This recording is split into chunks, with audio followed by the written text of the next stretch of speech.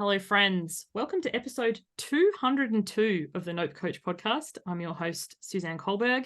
Joining me today is Greg Faxon, and we are chatting about weeks that work.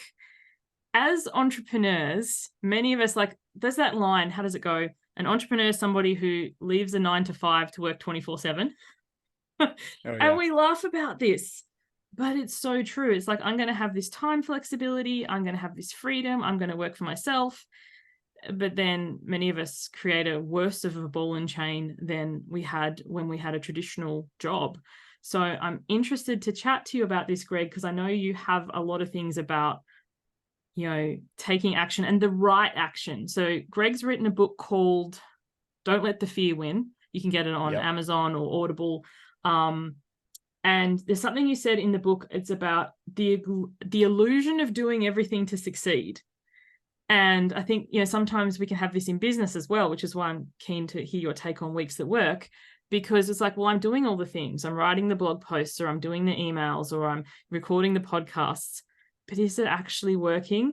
Or are you just, avoiding taking the more challenging action? So, yeah. So I think similar to the leaving a 9 to 5 to work 24 hours a day, I think about it, the best part of running a business is you don't have a boss. Also, it's the worst part, because you do realize that, but only after you leave your job. At first, you blamed your boss. Then you realize, actually, there was a lot of structure in my work, which was nice. I pretty much always knew what I needed to be focused on. I didn't have to create my own map and execute it each step of the way. So that's a really important adjustment. Obviously, you make it when you go full time into your business, but I think you're constantly trying to figure out, how do I structure my weeks as a business owner and my work in a way that is actually effective and is sustainable for me? There's this concept which I've been thinking more and more about. I call it doing the least. So we all know that tell phrase. me more. We all know that phrase, like doing the most, like, oh, like she does the most or he does the most. And sometimes it's like a complimentary thing, like they're a hard worker, and other times it's like, oh, they're kind of forcing it, like they're doing the most with that outfit. And most of us have been conditioned to do the most. Why? Because we start off in school and you basically get rewarded for hard work. The assignment's pretty clear. Did you put the hours in? Usually that person gets the best grade if you just follow the instructions. That maps on pretty well to being an employee, because you have clear instructions there. Typically, the person who works the hardest is going to get to ascend and make more money. Then you become an entrepreneur and it breaks down. All of a sudden, your business doesn't care about how hard you work. Your business only needs you to do the required actions. That's it. The only difference between successful entrepreneurs and unsuccessful entrepreneurs, the successful ones did the required actions, the actions that their business needed them to take at the time they needed it to take it. So I have this concept called doing the least. And I think this is actually what we should aspire to as entrepreneurs, because in the same way that we can get overwhelmed without structure and kind of sometimes wish like, oh, I wish I could just show up to a desk job and just phone it in for 8 hours. If you're able to figure out what actually matters and cut out everything else, you can hack the system, right? You can leave the matrix and just say, look, if I know what those 2 to 3 things are, I could just do them in 1 hour and then be done. There's no requirement that I sit here at my desk and stare at the screen and then leave at 5 p.m.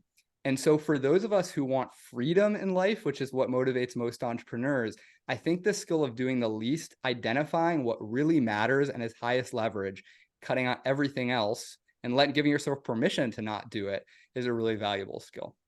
I love that. I'm just going to back up a bit to the thing you said about school. What it reminded me of, I remember when I was in grade 10 or 11, I wrote an assignment, and so did my friend, and I got a C. I was a straight A student, so I was very affronted to get a C, and she got an A. And I remember taking it to the teacher because, I was not happy with this. And I was like, basically, my paper is better than hers, hands down. Like, I know this. How come she got an A and I got a C? And she was like, I could tell that you dialed it in. Like, you're capable of so much more.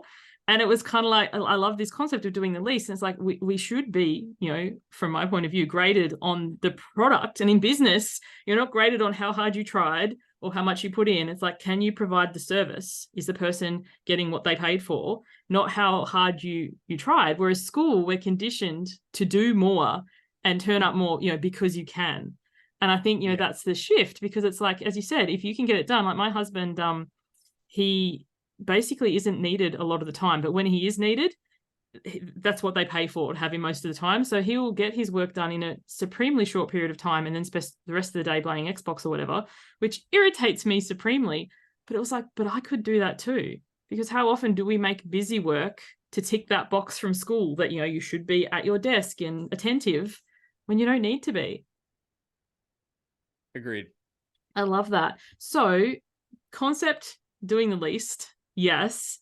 And my question is, especially for newer people in business, how do you suggest or let them help out to find out what the required actions are? So I don't know about anyone else, but I know when I started business, you don't know what you don't know. So like sometimes everyone's like, you need a website. So you spend your money, time, attention getting a website, and then nothing happens. So it's like, oh, you need SEO, so then you get SEO. Oh, you need to start a YouTube channel. So how would you help people or recommend to people to find out what those required actions actually are? Yeah. I think there's a couple different phases.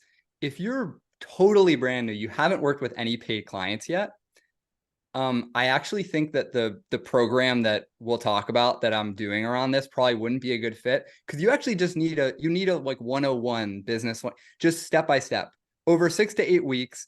Get your payment processor, find your overall niche, does not have to be perfectly dialed in, like send out to your network, sort of here's what I'm doing, and I'm doing some free consults to help you with it and get you started. So you're going to get in those conversations, do market research, enroll your first clients, and you need just to figure out how to get decent at what you're doing. And you have a program for that as well, don't you? Is that your other We do, yeah. Yeah, what's the name of that one? Shameless plug. Let everyone know. Coaching Business Bootcamp. So we have that as well on the site. That's very step-by-step. It's helpful if you're starting from scratch.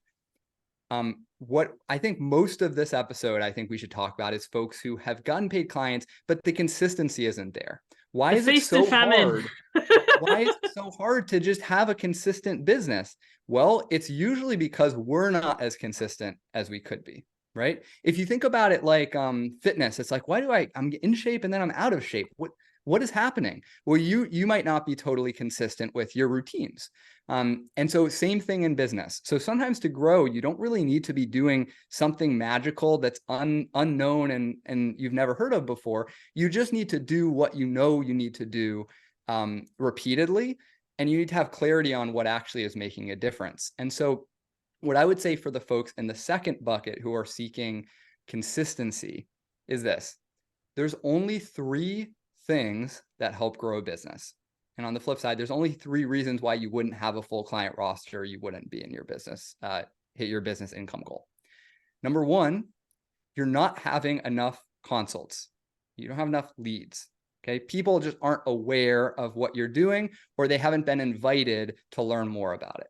Okay, so there's activities that raise the number of leads that you get. The second is you're not converting enough of the attention that you have. Okay, so your close rate is not high enough. Conversion rate isn't high enough. So anything that increases your close rate, conversion rate, that will grow your business. Okay, same thing with leads. And the third is each customer isn't paying you enough. They're not worth enough. So either your prices aren't high enough on the front end, or they don't retain, right? They just don't stick with you long enough. So anything you can do to raise the initial sale and get more sales from the same customers, that will grow your business. So that's really it. That's it. Everything that matters in your business falls into one of those 3 categories. Everything else is admin. Some admin needs to get done. Like you might need to form an LLC so you don't get sued. That's just required. A lot of the admin we think needs to get done doesn't need to get done. And eventually it will get done by someone else like a VA. But the 3 things you need to focus on, and these are what I would put into like the MIT category, the most important thing for your day. Like I like to choose one MIT the night before. That's what the first hour of the day is spent on. It really should be in one of those 3 categories. So how do you determine, there's a lot in all of those categories. What do you determine what to focus on? Usually it's pretty clear what the bottleneck of your business is, right? You might have a lot of leads and a good conversion rate, but like people just don't really stick with you that long, right? So we know that on the delivery side, we need to get better, and there's things you could do there. Or it could be the opposite. Like when you get a client, they stay with you forever. They just keep paying you, but right. But like, and maybe you're actually good in sales calls, but just like the bottleneck is like, you're just not in enough consults. If you could just double the number of consults you have, you would double the size of your business. And so we focus on that first.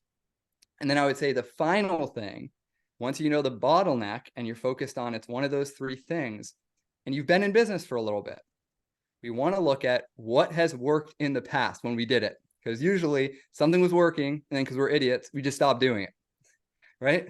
So if we want to get more leads, we could literally do a diagnostic, and we could be like, all right, the last 10 clients I got, I'm going to write a list of their names. I'm going to write where each of them came from. And don't just say like they came from the conversation I had with them. Where did the conversation come from, right? So we want to backtrack. And then it's like, all right, 80% of the clients came from like podcast interviews. Like I went on someone else's podcast and they booked a consult. And then 20% came from like referrals or something like that, from existing clients. Okay, that's good to know. So then I would just focus on those two things and I'd start with the 80%. So maybe we could get more diligent about a system for getting onto podcasts. I know that's one of the reasons we met is because you have a good system, because it's a big way that you get clients. And that's one of the things I admire about you is you took something that worked a little bit and you said, how could I get this to work a lot? And those become your MITs. So for someone like that, it might be, look, the first hour of every day, if I spent the first hour of every day creating a spreadsheet of the podcast my ideal clients were listening to, having a template with the pitch that I customize and sending those pitches out, I would get like a shitload of consults. So that's what we want to figure out. And that's how we determine what's important in the business. I love that. And I love, what you didn't say explicitly, but it's practicing the constraint. So it's like, I love how you, first of all, made the categories of new in business versus the feast and famine and, which stage you're in. And then establishing, okay, which are the things that work for you and doubling down on them, but then practicing the constraint when the other shiny objects come along, or what you call creative avoidance. So for me, yes, podcast guesting is a large part of my strategy, and now podcast hosting as well. When I have my moments that we all do, and then I check my email and it's like, oh, you could do this or you could do this. It's for me going, that actually isn't a priority for me right now and not getting distracted. So like I have this podcast, most people listen. I put it up on YouTube for the couple who do watch or like the subtitles. But it isn't my strategy. 3-4 times a week, I get an email going, I can maximize your YouTube or whatever. One day, not right now. And I think sometimes when things don't happen fast enough for, those of us who are impatient, it can be easy to drop the ball and go and look at the next shiny thing as a creative avoidance. Yeah, I think that there's a discipline to perfecting the stuff you're already doing, because the new thing always seems like a little bit easier, right? Like if you're on let's say you're doing a workout plan, you're getting into lifting, you're doing that, but then you hear like, oh, there's this kettlebell thing, or I could do Zumba. It's like that in our minds seems like it has none of the issues of our current plan. And it's so much easier only because it's unknown. And that's why we end up program hopping. In fitness, you never really accomplish your fitness goals if you keep switching it up. And in business, same thing. Every time you start from scratch again. Then you get to the point where it gets a little bit hard and you have to optimize it and you switch to the next thing instead of driving that through to completion and just milking it. Like you're already getting some out of it. Let's milk it for all it's worth. Yeah. And I think that's the thing. It's kind of it's a way to, potentially let yourself off the hook, or it's a way that we,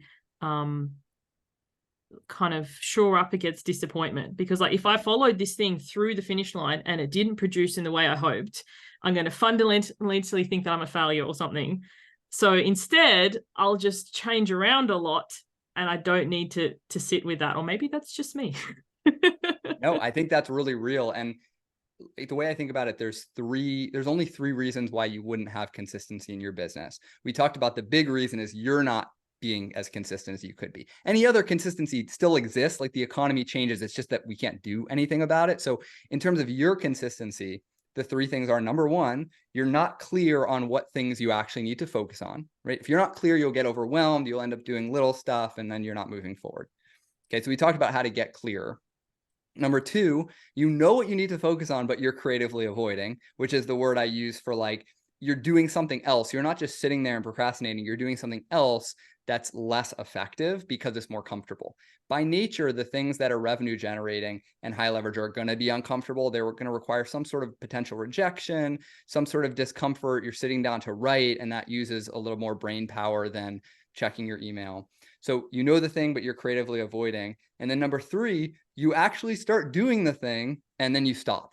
And the reasons we stop are, number 1, you're not sure if it's working because you're not tracking it. So you just assume it's not working and do something else. Or it's working, but it's too much for one person and you don't have support, or you get excited about something else because it's a shiny object. So those are the 3 things. If we can get clear, we can not creatively avoid and do it, and we can keep doing it over time, you'll have consistency in your business. Yes. Well, thank you so much for this, Greg. It's been fabulous. What do you do and where can people find you? And can you mention both courses that you offer? Because some of my listeners will be in that more beginning stage and some people will be in like what I call the feast and famine stage. Yeah, great. So gregfaxon.com is the main site. And if you just want to explore more of what I do, there's plenty of kind of free offers there that you can get started with. The course is called Coaching Business Bootcamp. I can give you the link to that you can link people to. And then this newest course, which we can talk more about in the next episode, is called Weeks That Work. And that's at weeksthatwork.com. Perfect. And for anyone listening, Greg Faxon is spelled GregFaxon, because I am, what did you call it? Doing the least, and I don't do show notes. Wonderful. I love it. Yeah, Thank you, Greg. If people get on my email list, they'll automatically be invited to Coaching Business Bootcamp. Oh, perfect. So even better. Awesome. Thank you. Thank you, everyone. We'll catch you on the next one. Bye for now.